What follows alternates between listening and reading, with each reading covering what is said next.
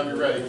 Thank you very much. Well, good morning, everyone. I'm Dr. Ray Green. I'm Dean of the Honors College, but I'm actually not here in that role this morning. I also am one of the co-chairs of our Faculty and Residence program, along with Michael Stark from Residential Living and Learning. Before I even get into the content of my presentation, I want to thank you guys for doing this. I've always thought this is a wonderful model for figuring out how to use student fees, but I also know it's incredibly time-consuming, and it's not like this is a carefree time of year. So I appreciate that you're putting a lot into it right now. This year was the first year that we fully engaged with our faculty and residence program. And up here, you see the names and the halls that we worked with this year. And each of these faculty enjoyed their experience enough that they plan on coming back next year and continuing with sort of the seeds they've planted to keep growing. The underlying philosophy of the Faculty and Residence program is to create another bridge between students and their faculty. One of the comments you sometimes hear when you're working with students who are struggling in class, and you say, well, have you spoken to your professor? They'll say, no, because I'm kind of afraid of that. And you're like, why are you afraid? Well, they're so smart. I'm not sure they'd want to talk to me. And they don't realize that we're actually humans. Like, you could find me any Saturday at Walmart covered with grass clippings, looking, for weed whacking spools and things like that. And so what we wanted to do was, one, make faculty more accessible, two, provide yet another tool for students when they are struggling, and that could be academically, that could be socially, just in terms of getting used to living on campus. And so each of our faculty and residents did different programming.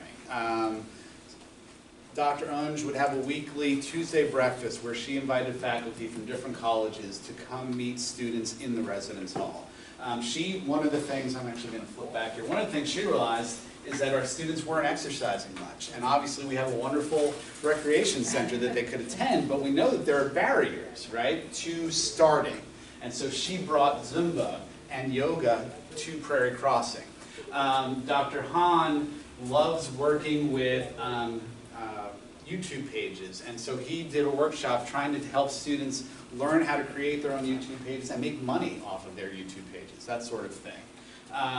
Over here, this is Dr. Montgomery. They did a bunch of fun things, like murder mysteries, so some social stuff, but also academically based. So they try to cover all those bases. What we're asking for, I'm trying to address the questions that you specifically list in, in your request, is we're asking for an increase in the programming budget that the faculty have. Last year, each hall, each faculty in residence was given $1,500.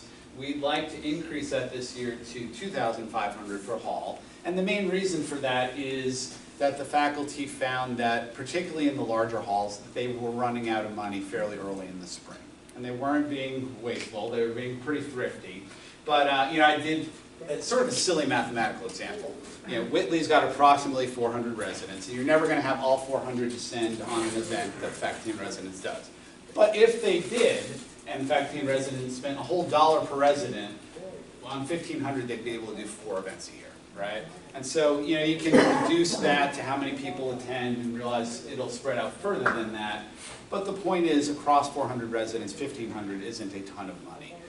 And so we'd like to increase that a little bit to the overall $10,000 request.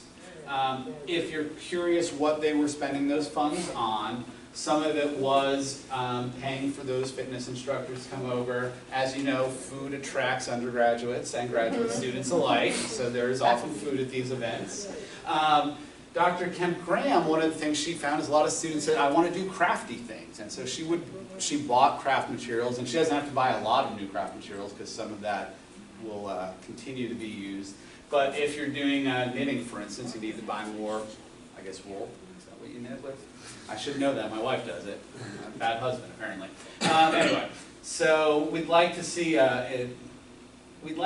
them be able to do the programming without having to worry about going over budget before the end of the school year.